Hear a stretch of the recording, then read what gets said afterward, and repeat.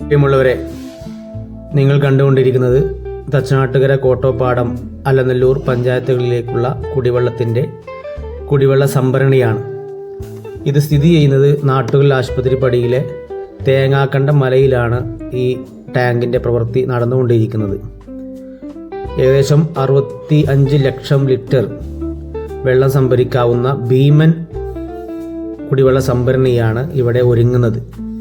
കേരളത്തിൽ തന്നെ 5 വലിയ ടാങ്കുകൾ എടുത്തു കഴിഞ്ഞാൽ അതിലൊന്ന് നമ്മുടെ ഈ കുടിവെള്ളത്തിൻ്റെ ഈ ടാങ്കായിരിക്കും.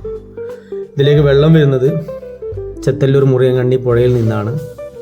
അവിടെ നിന്ന് കൂത്തുപറമ്പുള്ള ഇത് ഫിൽട്ടർ ചെയ്യുന്ന ഒരു സംവിധാനം അവിടെയുണ്ട്. പാലോട് കൂത്തുപറമ്പ് ഉണ്ട്. അവിടുന്ന് അത് ഫിൽട്ടർ ചെയ്ത് നേരെ ഈ കുടിവെള്ള സംഭരണിയിലേക്ക് എത്തുകയും ഇവിടെ നിന്നാണ് വലിയ പൈപ്പ് വഴി ഓരോ പ്രദേശത്തേക്കുള്ള ഹൗസ് കണക്ഷൻ ലഭിക്കുന്നത്. ഏകദേശം എല്ലാ വീടുകളിലും ഒരുപക്ഷെ ഹൗസ് കണക്ഷൻ എത്തിക്കാണും. നമ്മളെല്ലാം ഒരുപാട് കാലമായിട്ട് കാത്തിരിക്കുന്ന ഒരു പദ്ധതിയാണ് ഇത്. ഇപ്പോൾ നിലവിൽ അതിൻ്റെ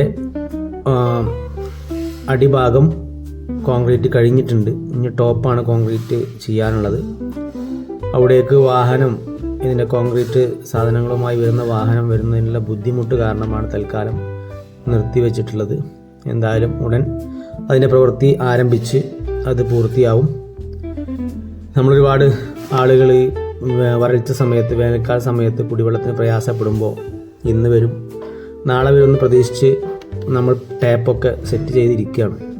എന്തായാലും ഏറെ വൈകാതെ തന്നെ ഇതിൻ്റെ പ്രവൃത്തിയെല്ലാം പൂർത്തീകരിച്ച് നമുക്ക് കുടിവെള്ളം എത്താൻ കഴിയുമെന്നാണ് നമ്മളെല്ലാവരും വിശ്വസിക്കുന്ന ജൽജീവൻ മിഷൻ്റെ ഒരു പദ്ധതി കൂടിയാണ് ഇത്. സംസ്ഥാന സർക്കാരിൻ്റെ വിഹിതം കൂടിയുള്ള പദ്ധതിയാണ്.